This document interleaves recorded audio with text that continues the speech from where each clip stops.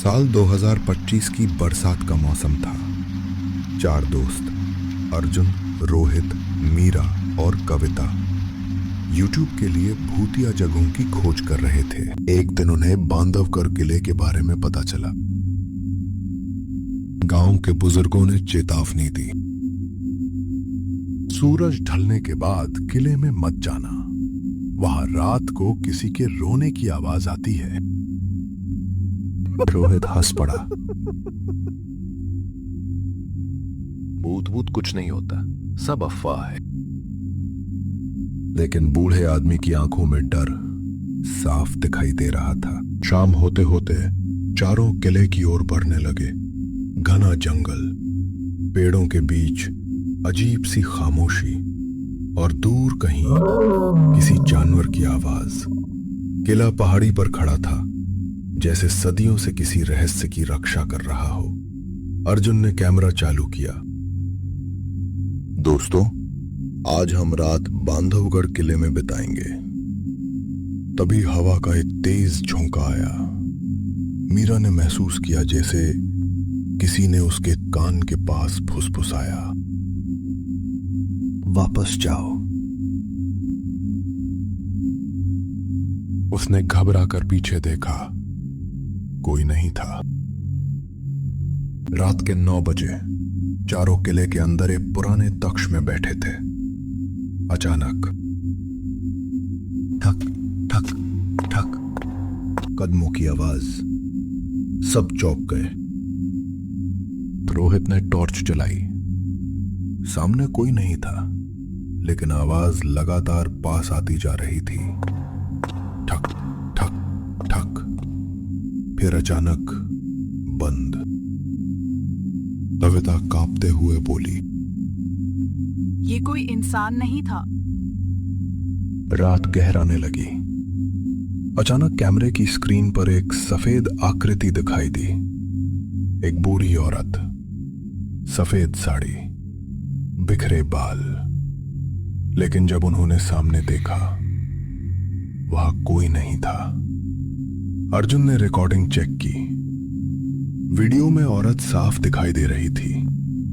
वो कैमरे की तरफ देख रही थी और उसके होंठ हिल रहे थे, जैसे वो कुछ कहना चाहती हो। रात 11 बजे चारों ने तय किया कि अब वापस चलना चाहिए।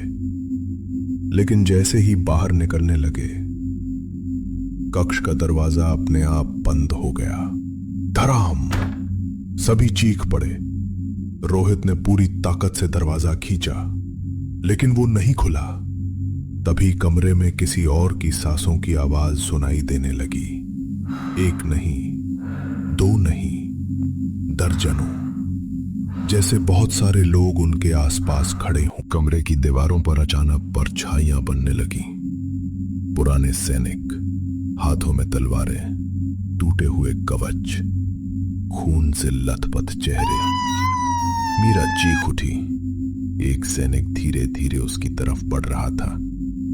उसकी आंखें पूरी तरह काली थीं और वो बार बार एक ही शब्द बोल रहा था, भागो। दरवाजा अचानक खुल गया। चारों भागते हुए बाहर निकले। किले के पीछे उन्हें एक पुरानी सुरंग दिखाई दी। उन्होंने सोचा शायद ये बाहर निकलने का रास्ता हो, लेकिन सुरंग के अंदर जाते ही उन्हें महसूस हुआ कोई उनके पीछे चल रहा है। कदमों की आवाज बिल्कुल पास थी। जब वे मुड़े, कोई नहीं। सुरंग के अंत में एक पुराना कुआं था। अचानक कुएं से चीख सुनाई दी, फिर दूसरी, फिर तीसरी, जैसे सैकड़ों लोग मदद मांग रहे हों। कविता रोने लगी, हमें यहां से निकलना होगा। तभी कुएं के अंदर से एक हाथ बाहर निकला, काला, सूखा, मानो सदियों पुराना हो। रात 2 बजे आसमान में बादल गरजने लगे। बारिश शुरू हो गई। चारों जंगल की ओर भागे, लेकिन उन्हें बार बार वही रास्ता दिखाई देता। जैसे किला उन्हें जाने नहीं दे रहा हो। तभी दूर पहाड़ी पर वही सफेद औरत दिखाई दी। वो उन्हें देख रही थी और धीरे धीरे मुस्कुरा रही थी। सूरज निकलने पर गांव वालों ने चारों को जंगल के किनारे बेहोश पाया।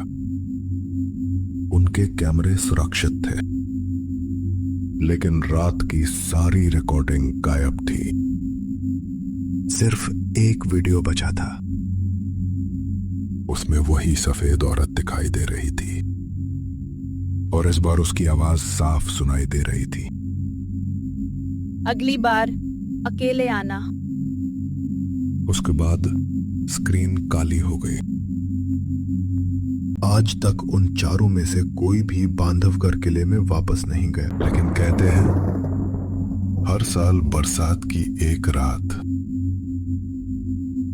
किले की टूटी दीवारों के बीच एक लाल साड़ी वाली औरत दिखाई देती है, जो किसी नए मेहमान का इंतजार कर रही होती है।